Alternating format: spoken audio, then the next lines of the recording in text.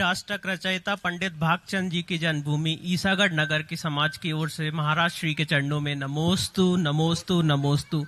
वर्णी जी एवं सभी इल्लक जी के चरणों में इक्षामी इक्षामी इक्षामी। महाराज श्री, आपने एक जिज्ञासा समाधान में बोला था कि साधु के अगर आने से हर्ष हो और साधु के जाने से दुख हो तो मुझे उस नगर से कोई उम्मीद नहीं है। अब उम्मीद का विषय तो आपका है महाराज जी, उसके बारे में हम कुछ नहीं बोलेंगे, लेकिन कल की आहारचर्या की वजह से मुझे एक जिज्ञासा उत्पन्न हुई कि श्रावक की अविवेकता के कारण साधु का अंतराय हो जाता है। अब जब कभी भी हम किसी साधु के पास जाके बैठते हैं तो वो ये बोलते हैं कि इस अंतराय से मेरे तप में वृद्धि हुई है, तो इसको हम श्रावक का पाप कर्म का उदय बोलें, साधु का अंतराय कर्म का उदय बोलें, कि जैसे साधु बोलते हैं कि मेरी तप में वृद्धि हुई तो इसको पुण्य बोलें? मेरी जिज्ञासा का समाधान कीजिए गुरुजी। नमोस्तु। सबको अपना अपना देखना चाहिए।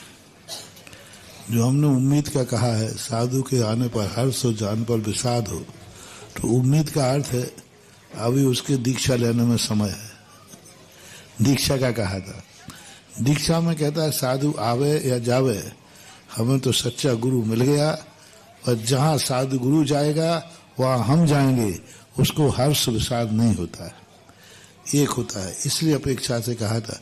दूसरा, श्रावक को खुशी की बात नहीं है। साधु हर कष्ट को अपना कष्ट मानता है। मान लीजिए किसी ने साधु को अशुभ शब्द बोल दिया तो साधु निर्जरा का कारण बनेगा, लेकिन जिसने बोला है उसको तो पाप का ही बंद होगा। यदि वो कहे कि इससे क्या हो गया, महाराज की और निर्जरा हो गई, हमने अशुभ शब्द बोल दिया तो महाराज की और निर्जरा हो गई, हमने पत्थर मार दिया तो महाराज को तो और तपस्या बढ़ गई। तो महाराज की तपस्या तो बढ़ जाएगी, लेकिन मारने वाले का तो विनाश हो जाएगा। इसलिए ग्रस्त के तो पाप का उदय ही मानना चाहिए। ऐसा यदि वो मानेगा तभी उसका पुण्य बनेगा।